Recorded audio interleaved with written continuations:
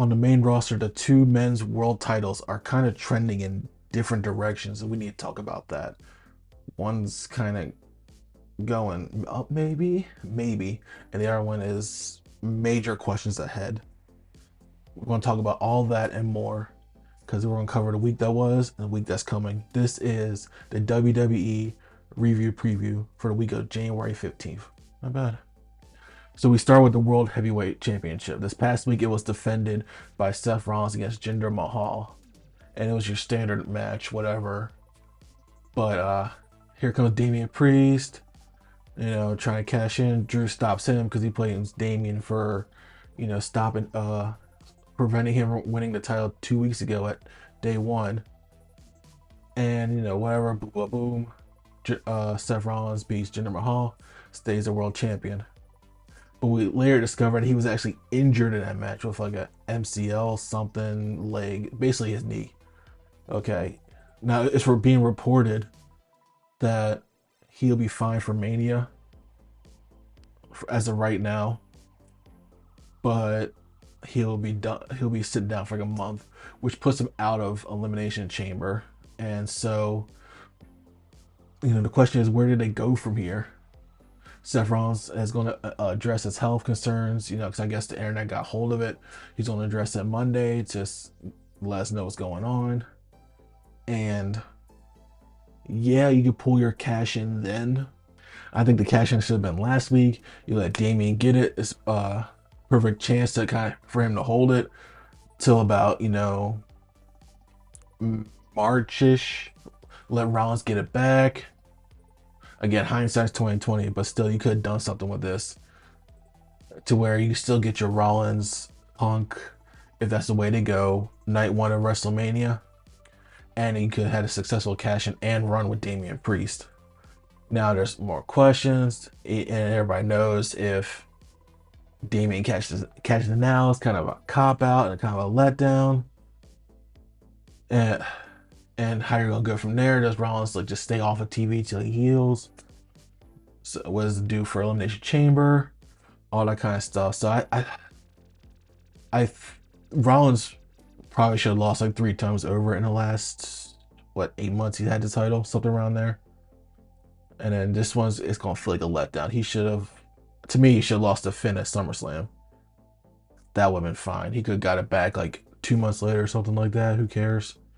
He could have lost to Shinsuke at I want to say Fastlane was their last man, I think.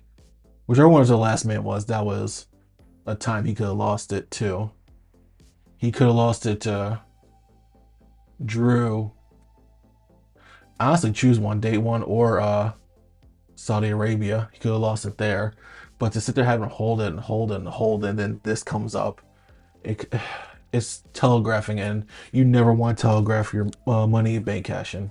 That's just my 2 cents on it. We'll see how they address it Monday and what they kind of do going forward. Okay, on to the WWE Universal World Heavyweight Championship title belt, whatever the long name is. Roman Reigns is set to defend it in a fatal 4-way against AJ Styles, Randy Orton, and LA Knight. Yeah, this one's not up in the air. Anyone who's watching knows that the goal is to get to Mania with Roman as a champ, and he's not dropping it. I am curious to see if they mix up the match, because the last year or so of Roman matches, it's been one-on-one, slow build, do whatever. The challenger almost wins, family interference, 1, 2, 3, we all go home. That's been the formula for a while now. So with this being a fatal 4-way, I do think I still think Jimmy and Solo interfere, but I would like to see him do it differently, have them interfere early and just get taken out. That way it's whatever, and then you easily could tell a story of people just fighting, whatever kind of stuff. Like LA Knight, AJ Styles go, and then Roman comes in, spear, 1, 2, 3, protect. He wins technically by himself because there's no interference the last 15 minutes. This is gonna be a 30-minute match, so just get ready for that. But yeah, I'm curious to see how, they handled this match, because if it's the same thing, if it's oh, he gets beat down wherever he's that, and Solo or Jimmy comes in at the end and like the very end and just costs him cost the opponent the win, and Roman pins. There's talks online, like in wrestling Twitter X, we want to call it, about like the match is getting boring, you can call it, but I don't think the casual fan, the one that doesn't follow every single wrestler on social media, the one that doesn't chime in with their opinion 40 different times, which I'll admit I'm not one. I am part of the internet wrestling community. I will admit that. But I'm curious to see if the casual fan starts to see this. Or maybe they have, I just don't know. I'm too invested to really get that opinion, but I'm wondering if they'll start to like he's a heel, so you can't really turn on him. But they start to turn on his match, seeing like, oh, we know he's gonna win, la di da di da. We're now within sight of Hulk Hogan's like title reign he had all those years ago, and for Roman to beat that, he'll have to hold it till September. I don't know the date, but it's basically September this year. And there's honestly there's a shot that he does that. Like Triple H, since he's been booking, is all about long title reigns and breaking records, and he might want Roman to do it. Like we're close. This is probably the closest anyone's going to get for a while. So if they decide to go that route, which again, screw Cody over again, whatever. But if they decide to go that route, how do you get through this year of booking? Do you just, rinse and repeat, rinse and repeat, rinse and repeat? Because honestly, no one is going to care about Roman by then. That's just, yes, he's money. Yes, anytime he's on screen, it's must see. He has the easiest gig. Show up, yell at his family, and punch somebody in the face the last 30 seconds of the show, call it a day. But when is that not enough? When is that, like how Lesnar was years ago when he was a champion? Now, I'll admit, that Lesnar run from when he decimated Cena at SummerSlam 2014, 2014, to the WrestleMania 31 main event, I was a fan of. I thought it was great. They were giving other people opportunity to shine. And, every time he defended it, you thought, oh, they could drop it just to get the title back on every day. I guess does Roman get to that point of, not that run, but like Lesnar in 2018 or 2017? It was one of those where it was, just, okay, dude, drop it, please, just so we can get something new. It was, I'm Lesnar, blah, blah, blah, blah, blah, blah, blah, blah, blah, F5, raw. So we'll see where they go with it. I'm curious. I'll probably do a Rumble prediction quick video just to give my prediction on that. But yeah, I'm curious to see where they go with the Rumble. This sets up anything else going on, and how we get to the main events of WrestleMania 40 in Philly. All right, let's go over. I guess we start with Monday Night Raw, first show of the week. Cody and Drew open up. They bicker. Cody tells Drew what everybody's saying. It's your fault. Look in the dang mirror to figure out what's going wrong. They go back to their history as tag team champions, which is nice. And it kind of ends there with Drew being Drew. Just House Gargano gets back-to-back wins at DIY beat Judgment Day B team of Dominic and JD. Candice LeRae and Indy beat the former champs Chelsea Green and Piper Niven. We had the return of Gunther, who finally give praise to the boy Lubin Kaiser for taking out Kofi. Just brought out Woods. They fought, led to DQ, but afterwards is what I'm very much interested in. Woods and Kaiser fought to DQ. They go backstage and they're still fighting. And main event Jey Uso makes the save. And if they give us a Jey Uso Gunther feud, sign me 100% all the way up. I am so looking forward to that. it's Jey Uso is probably the perfect guy to take off Gunther because he's a, for no pun or lack of a better word, he is a main eventer. He's established star adult, and this breaking this record reign will put him up there, and it gives Gunther like a respectable loss. You know, no offense to Chad Gable, no all that, but Jey Uso is like a guy big enough to take it off of him. So if they if they do it at Elimination Chamber, that's one thing. I think Gunther retains there. Or if the plan is like Gunther Lesnar, that doesn't need the IC title. I I don't think Lesnar will ever go for the IC title. But you know, stranger things that happen. So that's a feud I'm looking forward to. That's gonna be fun, real fun. Tozawa got a win over Ivar, which was a cool moment. I mean, Ivar got his lick back seconds later, so who cares? And then Rhea Ripley and Becky Lynch cut a promo. Becky saying, "Oh, I need to win Rumble to prove that I can beat you." Rhea's like, "Please."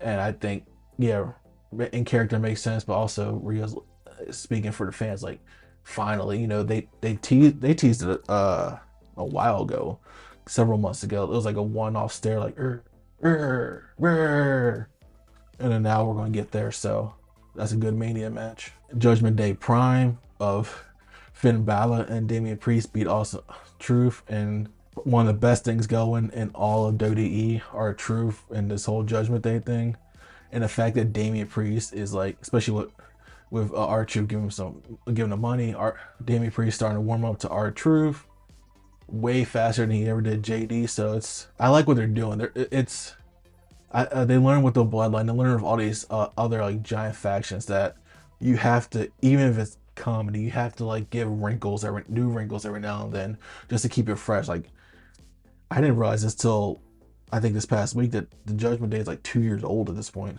It was formed WrestleMania 22, not 22, WrestleMania 38 in 2022. Jesus, a long faction. WrestleMania 38 in 2022, and then we're going on WrestleMania 40. So, they've been around for a minute. Shayna Baszler and Zoe Stark beat Tegan Nox and Talia. Cool. Again, back to the main event. Seth Rollins beat Jinder Mahal for the title. Whoever went over that. Okay, on to NXT. And it was a pretty good week. We had the Dusty Classic continuing with Trick Mellow Gang and the LWO advancing to the next round. Baron Corbin and Braun Breaker are still finding a groove as a team. And what's interesting about those two together is that that's not a bad way to bring Braun Breaker up to the main roster. Now, do you have to? No. He's an established star. He's done basically everything there is to do, and he actually probably has done everything there is to NXT. First thought, I would probably just bring him up in a Rumble this coming up, and then just kind of keep him on Raw. I don't know. Do you put him on SmackDown? Huh? No idea. Anyway, but if you want to bring them up together and let them figure out a name or their shower thoughts, as Braun and Baron were talking about, then do that. But that's a nice pairing. I hope it continues past the Dusty Classic. They already fought each other, so there's no really point in them feuding again. Oba Femi came out, and he got a cool chant, similar to like the yes or the why or the yeah, who. Every time he talked, it was cool, which brought out Dragon Lee. Dragon's like, oh yeah, man, let's get a rematch. I was like, aha, and just walked off. So I'll be honest, I'm not familiar with Oba Femi before this. I don't know if they're going to have him like a tweener or heel, because Dragon Lee's a baby face unequivocally. He's definitely pinned as the next Rey Mysterio. I just need him to get some bigger tights. Dudes walk little, like we say tights look like underwear. His are like bikini level underwear. I mean, those are things that are like the Lara Valkyria Tatum things continue going. I don't know where that's going. Actually, I do. It's akin to Mickey and Trish. It'll lead to a match down that road, which is fun. It's funny to me. I'm enjoying this. They beat Lola Vice and Elektra Lopez, which Lola Vice is clearly marked as a star of the future. Clearly, from winning a tournament to the way she's presented, it's star power over. The thought that has creeped into my mind is how if they're like trying to make her almost like the new Sasha Banks, just like not give her the boss gimmick, because that'll be too obvious, but the gimmick to where she could be babyface or heel and still be like, I'm the best, I know I'm the best, and be flashy and out there and have all the moves. And not saying she's on the wrestling level with Sasha, but the way they present her moving forward, I'm curious to see if they do that. Dijak beat some dude named, let me look at my notes, Trey Bearhill, and then Lexis King beat down Bearhill after the match. Okay. Rich Holland beat Joe Coffey and Gallus. Gallus got the lick back. And I thought it was interesting that, because at first I thought it was a botch, that somebody screwed up. But the more I think about it, the more I'm like, oh, that's kind of cool. So yeah, Ridge beat Joe Coffey. Gallus like was beat Ridge down, and the camera kept panning like to their entrance, like, oh, somebody gonna come out, somebody come out, and Gallus kept looking at the entrance while they're beating him, like, who's coming out? But no one came out. Again, I thought at first, oh, they're like telegraphing the whole thing, stop doing that. But then I thought, like, oh, they're selling the story like Ridge is on his own finally, like on his own. I mean, he's going for a redemption arc of like, he's the one that hurt Ilya. You remember he hurt Big E, and it's just all this stuff. Like, I'm curious what they kind of do with him. I don't know. I don't think it's like a last chance. I mean, he got the most charismatic dude on screen, but still, we'll see. And then the main event of NXT was a 20 women over the top rope battle royale to determine a new #1 contender. And the news at the beginning was Cora Jade tore ACL, out 9 months. Wish her recovery. That sucks. She is a very she's a very good character worker, to me at least. I know some people don't feel that way, but to me, she knows that she's the bad guy. She plays it really well. But moving on, standard battle royale. It was a funny part is Lola Vice eliminated Electra Lopez, just supposed to be like that, and then Lola gets immediately attacked and thrown over, and then like 2 seconds later you just see like Lola and Electra's like so that popped me. That was hilarious. But yeah, the way they did it too, it was a 20 woman battle royale, and then the last 4 made it a fatal 4-way 1-fall match, and the final 4 were Roxanne Perez, Kalani Jordan, Kiana James, and Phelan Henley. And I thought it was like by itself, like that part by itself was actually a pretty good sprint of a match. And Roxanne Perez ends up pinning Kalani Jordan to become the #1 contender. Show goes off. Overall, good show. I like NXT because it's fast paced. It's like match, boom, segment, boom. It's just nothing lingers that needs to linger. And even if like you don't like a segment or like think a segment sucks, the next part's like that. And they feature a lot of people, give a lot of people their screen time, and yeah. So NXT is a quick watch, which is not a bad thing at all. All right, now we move on to Friday Night SmackDown. The show starts with Nick Aldis in the ring for the contract signing, which I thought it was cool, because usually contract signings are at the end, all that kind of stuff. But it started it off, and one by one, AJ Styles, hometown hero, LA Knight, Randy Orton come out and sign.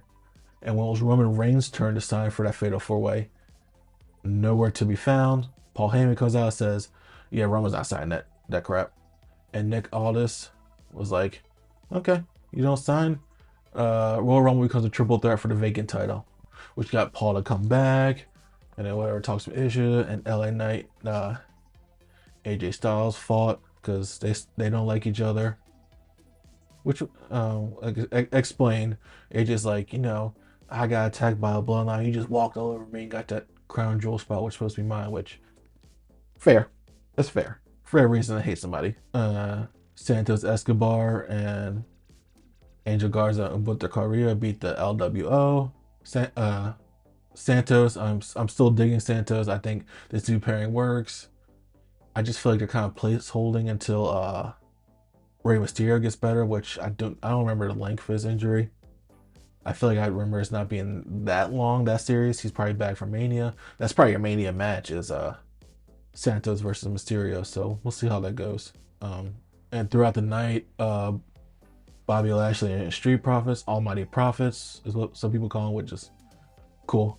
And the Last Testament, which is Karrion Kross, Scarlett, Paul Ellering, and AOP, Authors of Pain. They cut promos on each other. So that's leading to something. I know, I'll say this now. I know next week they talk about they're going to be face to face. So I can imagine they're probably saving that match, the Prophets and Lashley versus Testament, for Elimination Chamber. But again, we'll see. I'll get to that later. The pop of the night is, Pretty Deadly was taking on Tyler Bate, and not Butch anymore. Pete Dunne got his name back, and everybody's like, yeah. I was like, yeah. Everyone's like, yeah. So I was cool, and he was back to me. Pete Dunne just like, oh, you have fingers, and they're broken. Oh, you have an arm. Oh, bleep your arm. Oh, bleep your leg. Oh, and Tyler Bate and Pete Dunne got the win. So it was cool seeing Pete Dunne back to me and Pete Dunne. The Bruiserweight, I'm curious to see what they do with that. They're not bad tag team. Kevin Owens hosted a KO show with Logan Paul, and I like this segment. I like the segment. Let me say it. I like the segment overall. It's just Kevin Owens kind of, I don't want to say borrow, but yeah, kind of said the same thing Seth Rollins said last year with Logan Paul. It's like, oh, we don't want you here. Oh, you're an outsider. Oh, now Kevin Owens getting props like, hey, you took the ball, ran over, became a champion, all that kind of stuff. But I, it's let's get something new, Logan Paul. He's enough. He's enough of a heel, like heel tactics. He's done enough of that while he's here to go off of that, not just like, oh, you're an outsider and you're this and you're a drama boy and all that. And it's just, yeah, let's just find something new. Also, Kevin Owens, no, Logan Paul reminded Kevin Owens and us, because I completely forgot that at WrestleMania 37, KO stunned Logan Paul. So nice trip down memory lane. I had completely forgotten about that. KC Squared, Kaden Carter and Katana Chance beat Unholy Union, which is Alba Fire and Isla Dawn for the women's tag titles. And which is weird to me because they were building up on the Alba Fire and Isla for like a while now. And I gave them vignettes, stuff like that, just to get them to lose when they get back. Basically, I don't know what they're doing. The division's better than it was, but it's still a lot to be desired. Based on what happened earlier in the night with the contract signing, AJ Styles, LA Knight had a match, but that didn't last too long. Solo and Jimmy came out and laid them out, which led to Solo calling out Randy for the main event, which is Solo Sikoa versus Randy Orton. And Randy Orton won that pretty handily. Pretty handily too, which sucks for Solo. I thought, they're gonna build off all that crown jewel thing, but they kind of didn't. Like AJ coming out, LA Knight coming out, which blah blah blah, right? And then Randy Orton RKO'd LA Knight, RKO'd AJ Styles, which led to Roman Reigns coming out and Superman punching Randy Orton. Finally signed a contract, tossed the contract at Nick Aldis for a little bit of disrespect, but he ate an RKO when going for a spear for his troubles by Randy Orton in a legitimately cool looking spot. Roman was like, oh, I'm gonna spear you, and Randy's like, nah, and the crowd goes home happy. And so that is what happened this week on the shows. Going forward, I might do like more detailed, not more detailed, but like give each show its own like quick review instead of just running it down here. We'll see. I don't know how I don't. This is my first one. I don't know how this is gonna go, but I think overall it was pretty good week of programming. I will admit I'm pretty lenient. As long as you entertain me, I'm good. And overall, it's entertaining. Overall, it makes you want to see next week. Well, with that, let's get to previews. Like I said, what Raw has is Seth Rollins going to address the injury concern, his future, whether he vacates. Me personally, I think they just have either Drew come out and whoop him, or Jinder Mahal comes back and whoop him, and then Damien catches in. Damien is the champ until Seth Rollins comes back and beats him for it. We also have Cody Rhodes and CM Punk coming face to face, and I know typically we don't like when companies like take shots at other companies, but if they do not address anything AEW related in that promo, I will be severely disappointed. They're both like, oh, I need to win the Royal Rumble. I need to win a Rumble. Oh, Straight Edge. I'm the Nightmare. Blah. So we'll see how that goes. All right, for NXT, you have the Dusty Classic going into the semis, which is Braun Breaker and Baron Corbin against Axiom and Nathan Frazier. So I'm looking forward to how that's going. And then you have Trick Mellow Gang versus the LWO. I don't know if that second match is happening next week, but it might. No, I mean they have this week coming up, and then the week after that, then it's Vengeance Day. So we're gonna get at least one of those matches next. I think it's Baron Corbin, Wild Hogs, Dirty Dogs, whatever you want to call themselves. Baron Corbin, Braun Breaker versus Axiom Nathan Frazier next week. So that should be a good match. We'll probably get more of Ilya. Trick Williams. Since Trick did win the Iron Survivor, he is the number one contender. We'll probably get more of that going. Look at that. SmackDown. Like I said, face to face between Almighty Prophet and the Last Testament. I'm curious if they come to blows over that. They might, just because like Elimination Chamber is like right after Royal Rumble. I think it's like 2 weeks in between, and then I have to wake up at like 3:30 a.m. to get ready to watch that. I have to imagine Roman is at there. It's the day before, and literally it's like next town over. So if he's not on the go home, that's sad. And it's not guaranteed. There's been a lot of go homes of him wrestling. He's not been on. So I don't know. We'll see how that goes. But yeah, with them going home next week to the Royal Rumble, I expect more people to announce their Rumble entrance. And I expect, I think we'll probably get one more match, because at this point we have the men's Royal Rumble, women's Royal Rumble, the world Universal Galaxy Multiverse title, whatever you want to call it now, the Fatal 4-Way, and we have Logan Paul and Kevin Owens announced. Is that it? That might be it. We might get an Intercontinental title defense. No, that's too soon with Jay. I don't know. We'll see. We'll probably get another match or two. I'll end up doing a video on the predictions for that. So that's going to do it this week. Let me know how you felt about the week that was and week coming up. And yeah, I'll see you next time for more of the breaking down of the WWE. So yeah, like, subscribe, all that grows the channel and lets me know that you're watching. All right, so talk to you later. I'm Heartfelt. Bye.